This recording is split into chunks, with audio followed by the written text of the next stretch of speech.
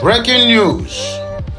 Court takes action on Mazi Nnamdi Kanu's suit against the DSS. So my wonderful people, good morning to you all, and you all are welcome to this early Tuesday morning broadcast. Today happens to be the 23rd, the 23rd of May in the year of 2023. My wonderful people, my name never changes. I don't land like Land Rover. I still remain, that's your one and only, your broadcaster with a difference, your broadcaster with a swag, Ukute Daily Talk. This is your Benga channel. It's where you will hear anything truth and nothing but the truth. We don't propaganda and we don't give fake news. So whatever you're hearing from my platform, bear it in mind that you are getting the authentic news from the what? From the authentic platform. So make on a tighten on a seatbelt because we are about to take off now. If you never subscribe to my channel, I want you to do that as soon as possible. And make sure you are turning on the notification button so that you'll be notified each time there is an update concerning anything happening in the Zoological Republic of Nigeria or the Federal Government of Nigeria or the Biafra Republic of the Federal Republic of the world. Because Biafra is now a republic of the world, not even only a republic of Nigeria or a republic of itself. So make on a do what? Make on a tighten on a seatbelt because now we are about to take off. The Federal High Court in Abuja on Monday fixed 20 June for the adoption of a process in the suit filed by Mazi Nnamdi Kanu, the leader of the indigenous people of Biafra, IPOB, against the Department of State Service, DSS. The date was fixed by the court registrar following the absence of Justice Binta Iyako, who was said to have gone on an official assignment. The news agency of Nigeria, which is NAN, reported that the judge had on May 3 warned lawyers for DSS and Kanu against truncating proceedings on the next adjournment date. Iyako gave the warning following the day's proceedings that could not go on due to an oral application by DSS counsel Idowu Awo, seeking more time to respond to a further affidavit served on him by Kanu's lawyer Mike Ozekome in the open court. News agency of Nigeria now report that Kanu, through his team of lawyers, has sued the DSS and its director general as the first and second respondent in the very matter. Kanu in the suit marked FHC/ABJ, that is Abuja/CS/2341/2022, as the call for permission to apply for an order of mandamus to compel the DSS to allow him unhindered access to his medical doctor, among others. The court had on February 1 granted Kanu permission to apply for an order of mandamus for an ex parte motion by Mike Ozekome to the effect. In a preliminary objection filed by the DSS, the security outfit urged the court to dismiss the suit for want of jurisdiction. DSS has countered that there was a subsisting judgment of a sister court delivered by Justice Taiwo on June 3 of 2022. In a suit number FH/ABJ/CS/1585/2021 between Kanu and the DG of DSS and two others, wherein the court dealt substantially with the issue of allowing the IPOB leader access to his personal physicians. It said the instant suit was similar to the earlier one and that Kanu had filed an appeal against the so-called judgment. So that's what the thing take be. Nothing can stop my inauguration. This one is coming from Alex Oti of Abia State. He said nobody is going to tamper with his inauguration comes May 29, 2023.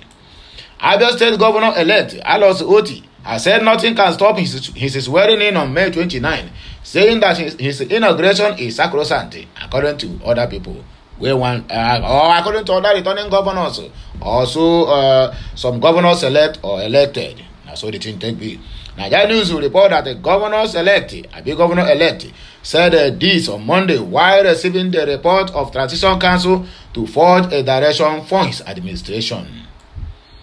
Oti stated that the mandate given to him by the people of Abia State cannot be stolen from the back door, adding that he was already set to take over the mantle of leadership in the state. The governor-elect said his legal team was already handling the situation, stating that his major preoccupation was to hit the ground running once sworn into office, and I hope he will do well. He thanked the council for its swiftness in delivering the assignment and urged Abians not to be moved by last Friday's purported court ruling voiding his mandate, dismissing it as having no weight. He said, "My lawyers are doing something about it. I can assure you, but I don't think it is something to worry about. However, eternal vigilance is what is required when you have enemies around you." You are correct, my dear. So I want to reassure you that the mandate that the Abia people gave us is sacrosanct. Nobody should lose sleep over it. We will be sworn in May 29th, and we will complete our 4 years, and we will seek the renewal of mandate. I can assure you that the Abia people will renew the mandate, and we will do another 4 years, and Abia people will be happy, and all this are by the special grace of God. Abi, I hope you will do well. Not when you get to office, we begin to hear so many stories or so many what do they call it? Excuses, because on sabi how to give excuse, on sabi how to turn a rotten situation into a bad one, according to president elect, president elect.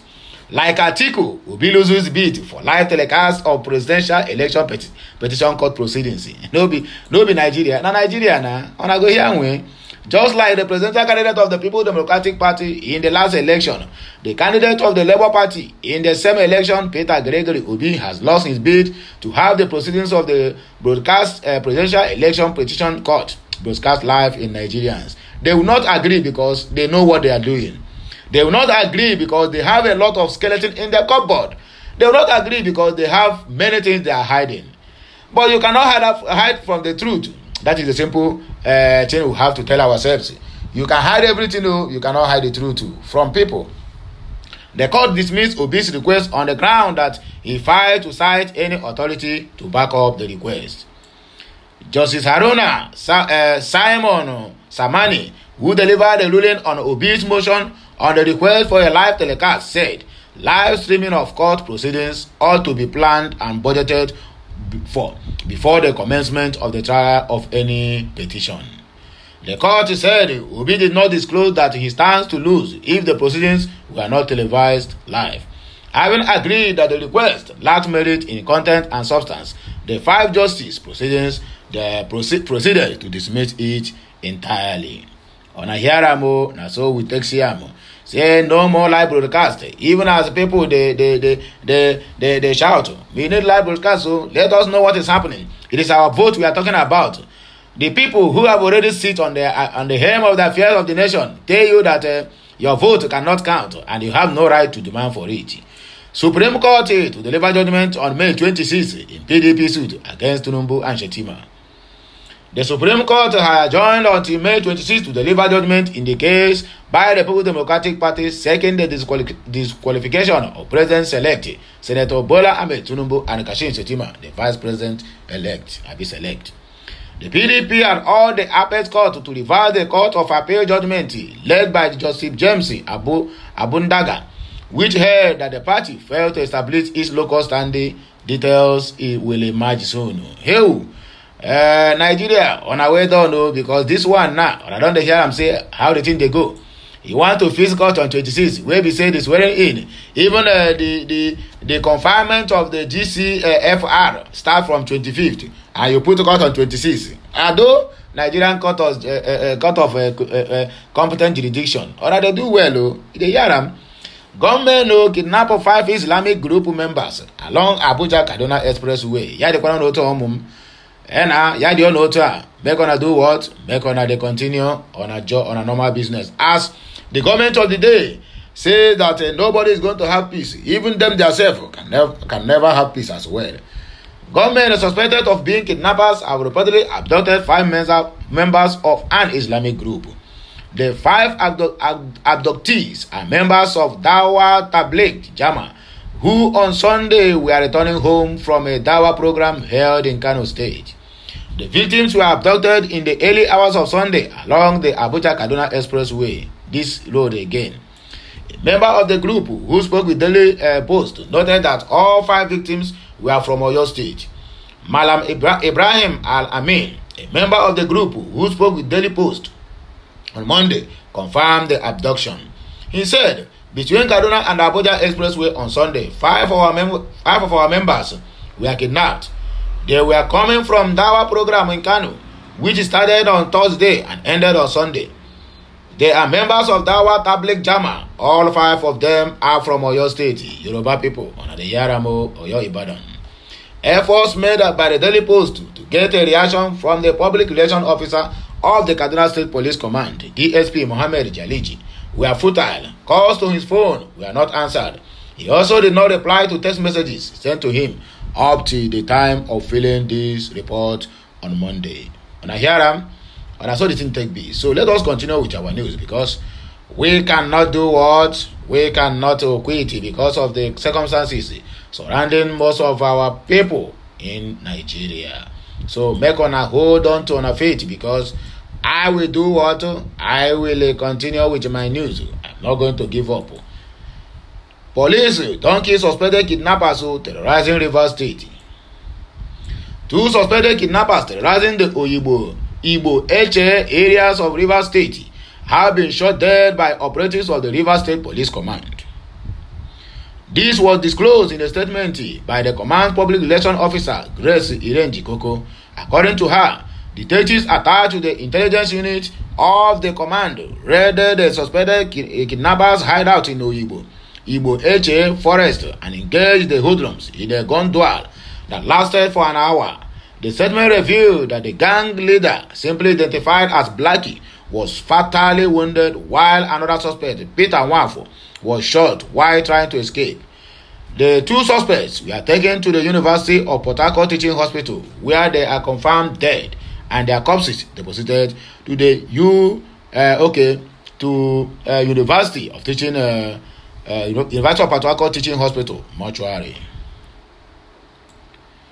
The police PRO noted that the gang was linked to the abduction of a woman and her daughter on March 18 of 2023 along Garrison Port Harcourt Road. A fact confirmed by the testimonies of 2 members of the gang area arrested by the police. Exhibits recovered from the scene of the incident include 1 AK-47 rifle and 18 rounds of live ammunition. These people, I don't know how they take they gather all this on a, what do they call it, on a weapon. It one self just surprise me every time. Now so they go to get AK-47 that have become like pure water in Nigeria, whereby even miscreants on the streets have AK-47. Now wow, I bet I'm gonna take them easy. I've been all these hoodlums and talks that our politics hired and give them ammunitions to go and snatch ballot boxes. Then after they have not finished, nobody will take those arms from them, because you give them arms.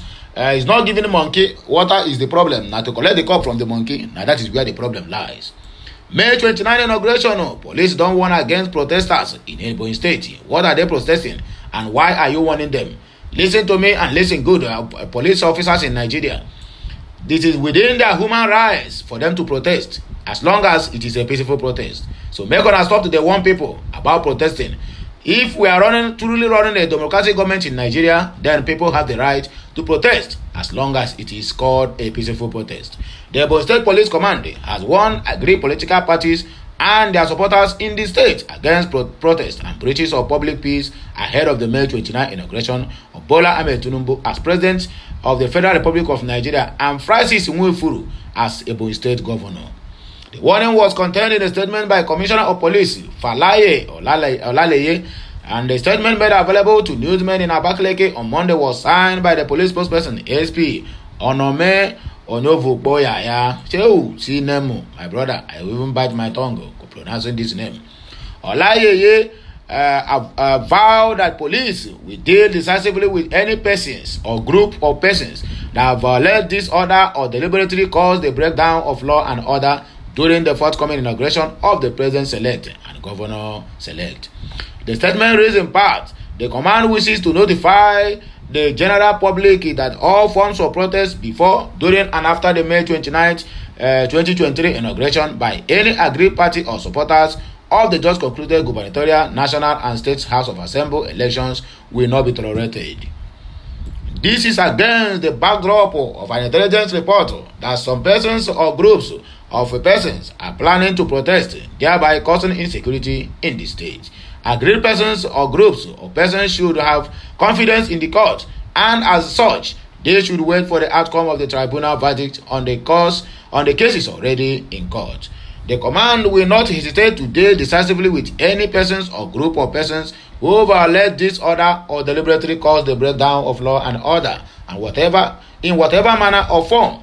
Those culpable will be arrested and made to face the full wrath of the law, as police officers have been deployed strategically and directed to ensure full enforcement on the said directives.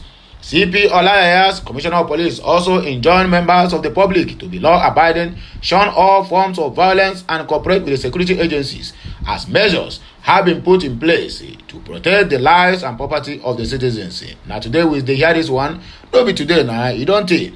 He further reassured the citizens of the state of a continuous commitment to discharge his duties professionally in consonance with the constitutional provision and other extant laws. My police people, I beg you, make una take them easy with people.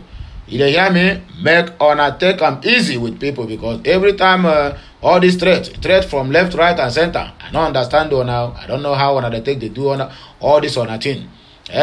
Today you threaten people, tomorrow you threaten people, next tomorrow you threaten people, even beyond their what will I call it? Their human rights. You are trampling upon their human rights, and it is not good. Two persons were escaped from that Kuje prison that time. Two of them have been backed in Adamawa State. This one maybe in Atiku brothers who have been in cousins. Police operatives in Adamawa State have allegedly arrested two criminal suspects among fleeing Kuje Correctional Center inmates in the Federal Capital Territory, Abuja. Recalled that some terrorists attacked Kuje prison on July 5th of 2022. At least 5 people were killed in the attack, while terrorists freed 879 inmates, although almost half were recaptured in the following days. The Islamic State of West African Province, ISWAP, claimed responsibility for the attack. It was later discovered that 64 people who escaped were highly profile members of the sect held at the facility. However, in a statement released on Monday, Adamawa State Police Command said that it arrested 2 inmates who were among those who fled the Kuje facility following a jailbreak. The command public relations officer, SP Suleiman Ngoroye, identified the 2 fugitives as Atiku Ibrahim, 34, and Adamu Ibrahim, 40. Did I say it? I never see the name before I mentioned Atiku. Hey. Police apprehended 34-year-old girl caught with the AK-47 rifle. Meanwhile, the Delta State Police Command has apprehended a 34-year-old lady, Queen Uwabog, who was caught with the AK-47. I bet I'm going to ask them, what our sister they do with the AK-47? Have AK-47 now turned to hand carry. Oh, this country safe. I don't know whether this country want to turn to Iran and Iraq. I be Afghanistan. The suspect was arrested on Thursday, May 18, 2023, at 18:57 hours, when the police raided her residence beside a Furu roundabout Warri, following credible intelligence on her on her movement that is not pure. According to a statement by Delta State Police Command, Public Relations Officer DSP Edafe Bright, 100 rounds of 7.6 mm live were recovered during the raid. Ew. Chimo, our sister don't turn to Delhi. Our sister now at Delico. He also revealed that operatives attached to Rapid Response Squad, RRS, in a different operation recovered a Lexus RS 350 black color with registration number RBC 811CY, a battle axe, and 2 iPhones. Bright disclosed that the owner abandoned the car and took to his heels after security operatives conducted stop and searches along Ueli Road, Owori Gbala community on May 18, 2023, rejected the money he allegedly offered to them and chased after him. The statement reads in part, on 18/05/2023 at about 21 hours, while operatives of the Sapele Division Anti-Crime Patrol were on stop and search duty at Amugbe roundabout Sapele. They intercepted an unregistered motorcycle with the 3 occupants. The suspects, on sighting the police, abandoned the motorcycle, their bags, and ran into the bush. When the bag was searched, 2 cut-to-size locally made double-barrel guns, 7 rounds of 7.6 mm and AK-47 live ammunition, 11 live cartridges, and other items were recovered.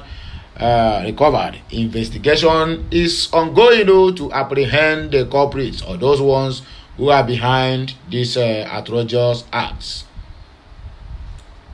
Happen again, this one is coming from the state of Hope, Uzodinjo. Unknown gunmen, they don't kill 2 police officers in Fresh Imo State attack.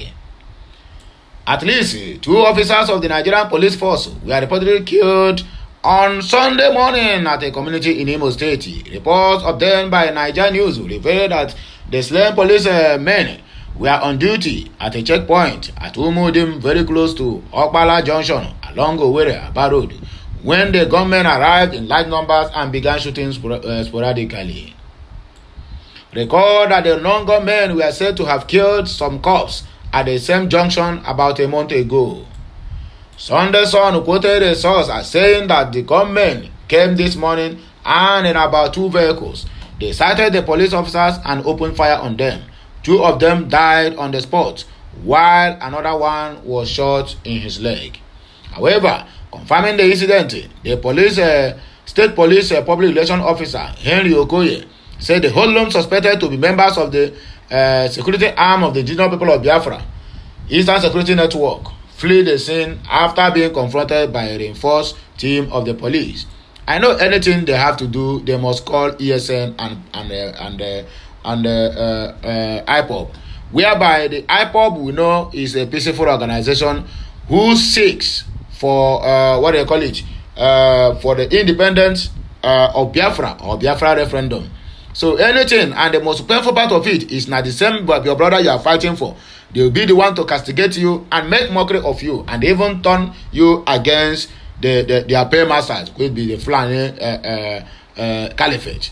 According to the police spokesperson, some of the suspects escaped with bullet wounds during a gun battle with the officers. It is true that some hoodlums suspected to be members of the Indigenous People of Biafra, IPOB, shot at our men who were defending the properties of residents of the area. 2 of the officers died arrestos, while another one was shot in the leg, recuperating. They fled after they observed we have sighted their operational vehicles. Some of them were hit with a bullet but escaped with it. We have already launched a manhunt for them in a bid to arrest all those involved, Okoye said. It will be recalled that the 3 police officers were killed almost at that same area, Okpala Junction, last month, including a couple who run a fast food business. 10th National Assembly leadership battle heightens as Lawan joins the Senate President race and picks his son for deputy. The race for the Senate presidency of 10th National Assembly has toughened as the outgoing Senate President, Ahmed Lawan, has commenced a plot to retain his position. Niger News record that Lawan ran for the presidential ticket of All Progressive Congress, APC, with the president-elect, Arafsuwaju Bola Ahmed Tinubu, and lost to the primaries. He would rather run for Senate after a hard-fought legal battle to get the senatorial ticket. This one after a Wayo battle. According to Vanguard, Lawan has decided to disrupt the system to relaunch himself for the nation's number 3 seat, and it can never happen. This rubber stamp seat you formed 8 years ago or 4 years ago, you still want to continue with it? No. Our debt profile is higher now. It's because of you and Bajabi Amila. Yes, because anything they brought to the house, you must endorse it. If president come now and tell you, we need $1 billion loan, you endorse, not even knowing what the money is being accounted for. Okay, now the High Court in Abuja now is calling the presidency and his allies to come and account for $460 million Chinese loan, which is meant to install CCTV cameras all over the Abuja, but none is done. and that money is nowhere to be found. And you want to return again with that kind of rubber stamp, my dear, please find another thing to do. With his entry, the Senate now has 3 groups of 6 lawmakers in pairs to slug it out. The 2 other groups outside Lawan are the Senators Godswill Akpabio and Jibrin Barao Tiketi, and Senator Ojuzo Carlo and Abdulaziz Yari Tiketi. Ew, what a word. A reliable source from the National Assembly has disclosed that the senator representing Yobe North has already set up a camp for the race.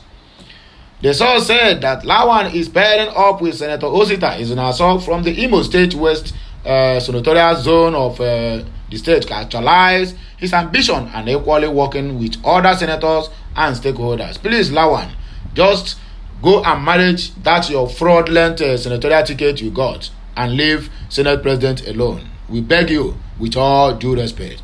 Some of the stakeholders included Senator Ifeanyi Uba from Anambra State, Senator Sani Musa from Niger State, Governor Hope Uzodinjo of Imo State, and Chief Emeka Ofo.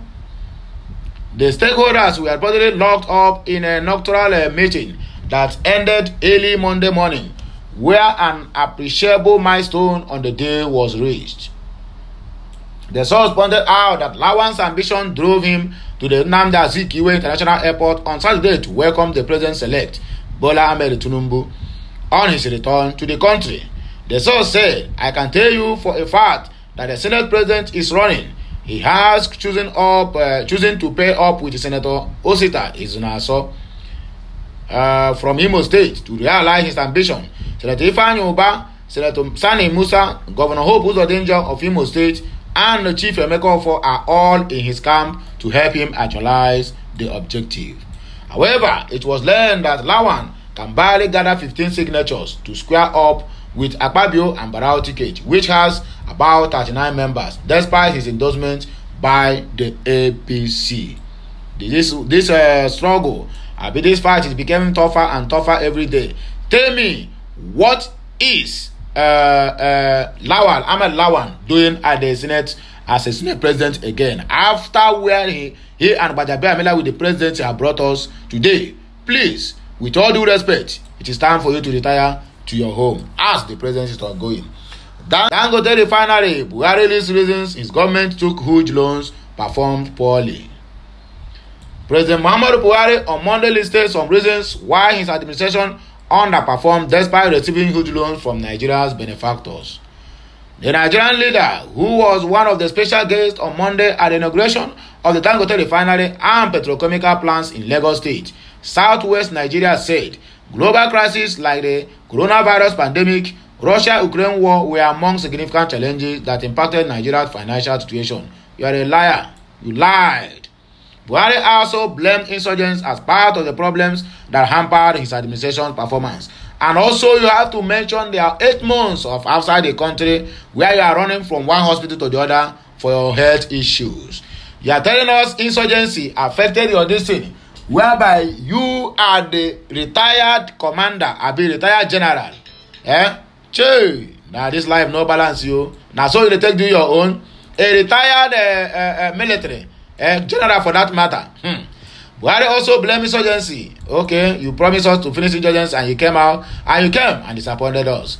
He said our economy, which has been stressed for many decades by huge deficits in economic infrastructure and over a decade of insurgents, has also been impacted by several external crises, including the global financial crisis, the collapse of the oil prices, COVID-19, and Russia-Ukrainian war that have just started some couple of years ago.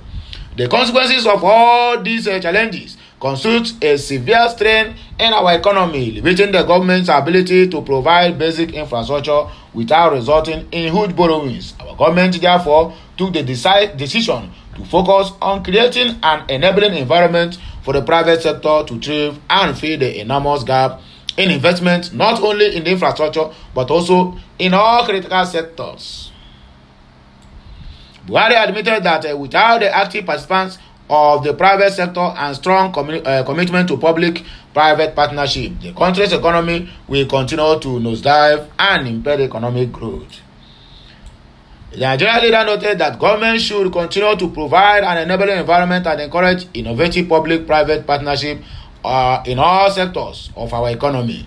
Our administration has demonstrated its commitment to this in many areas, such as Executive Orders 007 of 2019, which facilitated that.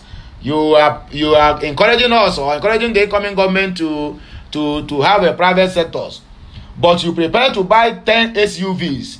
You borrowed 1.9 billion, abi how much trillion naira, which you sent to Japan, and they got the vehicle for you, whereby we have a lot of car manufacturing companies by Nigerians where we say this money is supposed to go into the system and also do what? Empower and increase our revenue. But you choose to sponsor people abroad, and here you are talking about rehearsing with the private sectors. My dear, you are a failure. Nigeria report that the Dangote refinery and petrochemical plants has the capacity to process 650 barrels per day of crude oil. Buhari, while recommending the chairman of the Dangote Group of Industries, Aliko Dangote, for always putting the country on the map through his bold, visionary, and courageous investment in key industry, noted that the completion of the refinery was a notable milestone on our economy and a game changer for the downstream petroleum product market, not only for Nigeria but to the entire African continent. Now, on a tiffin now, it will be in Nigeria. Yes, now. And now they just open pipe. Open pipe will give them 1 billion barrels. Refine this one on my name. Now our politicians will start to have a gas stations here and there. Mark my word, there will be a lot of gasoline station of recent now, because our politicians now we know begin to have their own and sell it at any amount they like. He, however, advocated the unity of Africa in order to achieve the goal of Agenda 2063. Adding that we must integrate our enemies, eliminate virus threats, and energize our youthful population to scale up our protective capacity. We must create necessary conditions for our private sector to grow and partner with the public sector to accelerate economic growth across the continent. We must not allow outside powers to choose some of our leaders to destabilize our economy and our political trajectory. My wonderful people, now here we go take stop because our time don't knock kwarapo. At least we just want to make on I use this one to step down as I waking up this morning, because this one now early Tuesday morning broadcast. So whatever you are doing, remember that what we are here strongly with you, bringing to you the news of the day. Have a nice day, and may all you pray for let them be amen and amen from now henceforth. As you subscribe to my channel, like my content, share, and also comment. May the Almighty Chukwuka also comment on your life and provide you with everything you needed. And so shall it be. Have a nice day, my people. I will come back again with another blockbuster. May the good Lord bless us all. Amen and amen. I am signing out. Bye for now. Kemesiano.